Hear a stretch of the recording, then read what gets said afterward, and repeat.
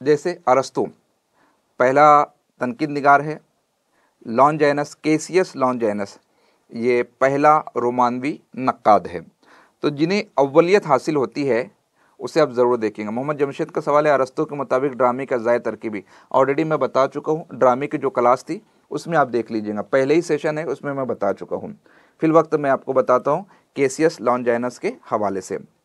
अरस्तु के बाद तनकीदी फ़िक्र में जो यूनानी नक्काद का नाम अहम है वह है लॉन्जाइनस या लॉन्जीनस, कैसियस लॉन्जाइनस। पहली सदी ईस्वी से ताल्लुक़ है। अब तक हमने अफलातून को देखा, अरस्तु को देखा, उनका ताल्लुक़ क़ब्ल मसीह से था। लॉन्जाइनस का ताल्लुक़ पहली सदी ईस्वी से है। हाँ, इन्होंने जो नज़रिया पेश किया वो अलवियत का नज़रिया पेश किया। असल में उनकी जो किताब है, आगे मैं भी बताऊंगा, उसका तर्जमा किया गया अलवियत के बारे में। अलवियत का मतलब होता है बुलंदी, रिफ़ात, ऊंचाई, है ना।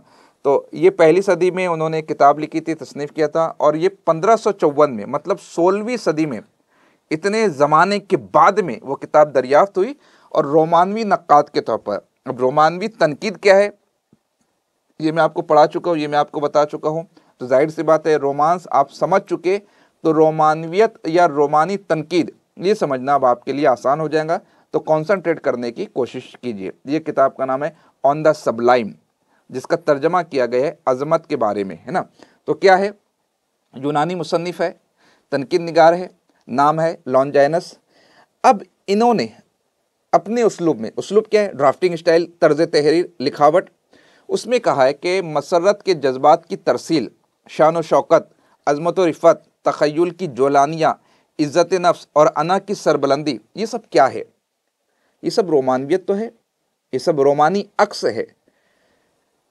खुशी हासिल करना, मसरत हासिल करना, लफ्ज़ों की तरसील, जज्बात की तरसील, शान व शौकत पर मबनी पुरशिको अल्फाज का बरमहल इस्तेमाल, ये सब ख्याल लॉन्जाइनस ने किए हैं, इसीलिए उसे पहला रोमानी नक्काद कहा जाता है। हाँ, उनकी जो तसनीफ़ है ऑन द सबलाइम, अज़मत के बारे में, उन्होंने इन्हीं तमाम तर चीज़ों पर बात की है। हाँ, अब ये अफलातून और अरस्तु का ज़माना मुख्तलिफ था। उन्होंने फ़लसफ़े पर बात की, उन्होंने दलाइल और बराहीन के साथ शायरी विजदान पर मबनी है, यह शऊरी कोशिश का नाम है। शायरों को सल्तनत में होना चाहिए कि नहीं होना चाहिए, कैथारसिस क्या है, इमिटेशन क्या है, इस पर उन्होंने गुफ्तगू की है। लेकिन इस किताब के ज़रिए से लॉन्जाइनस ने अदब में हुस्न रोमान और अहद व पैमा की जलवागरी को बताने की कोशिश की है। उसने बताया है कि अदब का मकसद नसीहत करना नहीं है, समझाना नहीं है, डिप्टी नज़ीर अहमद की तरह तौबतुन नसू नावल लिखना नहीं है। उसका मकसद क्या है फिर? मकसद है अदब जमालियात का मकसद है, जमालियाती पहलुओं को उजागर करना, हिज़ हासिल करना, तफरीह तबाह का सामान फराहम करना, तस्कीन फराहम करना, ये सब की सब उसने अपनी किताब में अज़मत के बारे में ऑन द सबलाइम में बताने की कोशिश की है।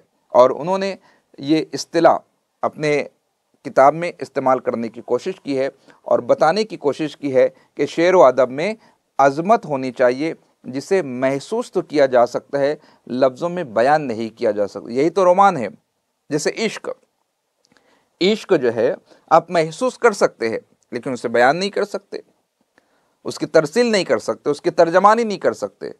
वो है तो है, नहीं है तो नहीं है। इश्क होता है तो होता है, नहीं होता है तो नहीं होता है। तो शेर व अदब भी यही है, उसमें अज़मत होनी चाहिए, जिसे फील तो किया जा सकता है, एलोबरेट नहीं किया जा सकता, एक्सप्लेन नहीं किया जा सकता। और ये उन्होंने अपनी किताब में तफसील के साथ बताने की कोशिश की है। उन्होंने ये कहा कि अदब आफाकी होता है, उसमें तख़य्युल और जज्बे पर जोर दिया जाना चाहिए, आला तासुरात, विजदानी कैफियत, पढ़ने वाले को मसरत हासिल हो। और क्या क्या होना चाहिए अदब में? तो ख्याल बुलंद हो, जो भी मौजू है वो आला होना चाहिए, उम्दा होना चाहिए, बेहतरीन होना चाहिए। जज्बात में ऐसी शिद्दत हो कि पढ़ने वाले के दिल में उतर जाए। बाज़ किताबें, बाज़ मजमून ऐसे मज़ामीन ऐसे होते हैं कि आप उन्हें पढ़ना शुरू करते हो, जब तक ख़त्म नहीं कर लेते आपको वो किताब, वो मकाला, वो मैगज़ीन रखने को दिल नहीं चाहता। जज्बात की शिद्दत है, इसी बुनियाद पर तो हो रहा है। सनतों का इस्तेमाल हुआ हो, मगर इस तरह के पढ़ने वाला उनमें उलझ, सनाए लफ्ज़ी सनाए मानवी सनाए है, लेकिन वो फिर फसाने अजायब की तरह इस कदर मुसज्जा मुकफ़ा और गंजलक ना हो जाए कि कारी के लिए मुश्किल हो जाए, दोबार हो जाए, और इतनी आम फहम भी ना हो कि बिल्कुल आसान आम फहम हो जाए। आफाकियत हो, तख़य्युल हो, जज्बात के इजहार हो, अज़मत हो, पुरशिको अल्फाज हो, लेकिन गंजलक भी ना हो, बहुत ज़्यादा मुश्किल भी ना हो। इस तरीके से ख़यालात के इजहार किए है। आगे वो बताता है कि लफ्ज़ों के इंतखाब में तवज्जो और मेहनत से काम लिया गया हो। जैसे मुहावरे, जो मुहावरे बन गए सो बन गए, अब उसको तब्दील नहीं किया जा सकता। शबनम ने भर दिए हैं कटोरे गुलाब के, अब आप उसको ये मत कहिएगा कि ओस ने भर दिए हैं कटोरे गुलाब के। जो बन गया है वो बन गया है।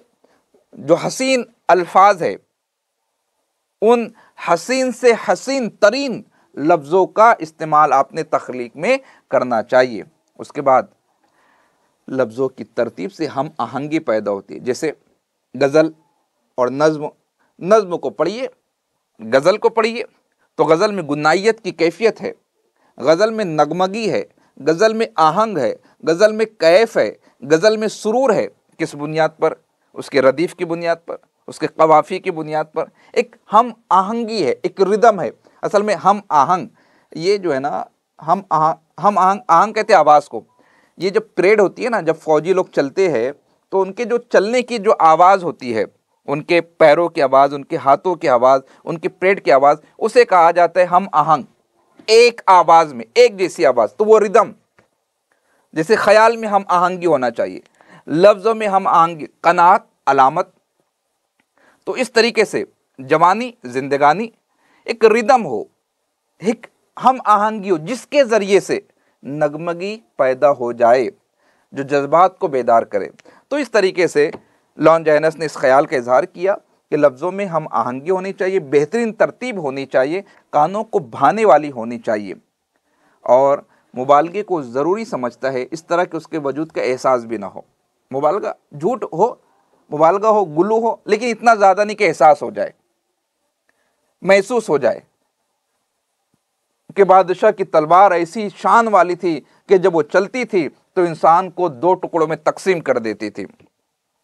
ये महसूस हो रही है। कोई भी तलवार हो, बॉडी में स्केलेटल सिस्टम का कुछ काम होता है। अबे भैया, खोपड़ी है, वर्टेब्री है, स्कल है, बोन्स है, हेवी बोन्स है, तो आप काट देंगे आपका तलवार, मार देंगे आपकी तलवार, लेकिन बराबर बराबर दो हिस्सों में तकसीम कर देंगे, ऐसा गुलू नहीं होना चाहिए। इस बात का इजहार किया है लॉन्जाइनस ने।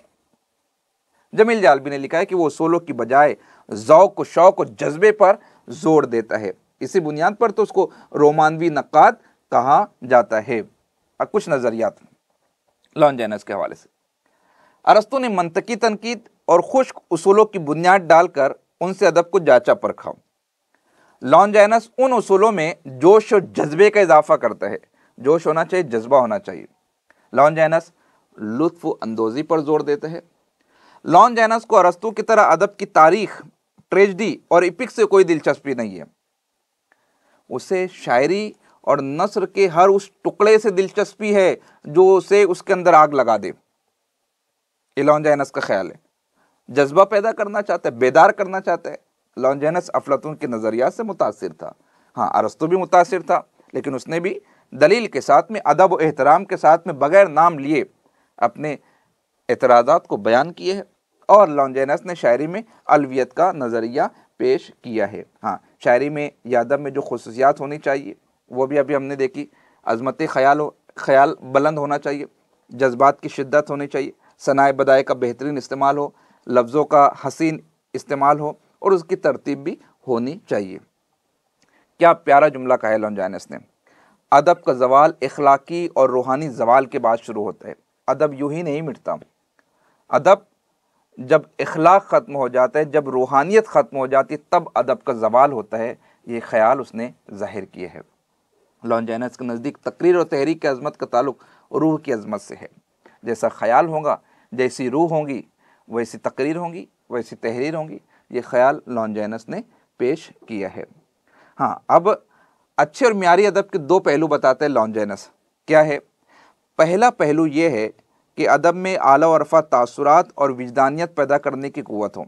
सबसे पहली चीज़, कोई भी घिसा पिटा मौजू लेकर बयान हो जाए, ऐसा नहीं।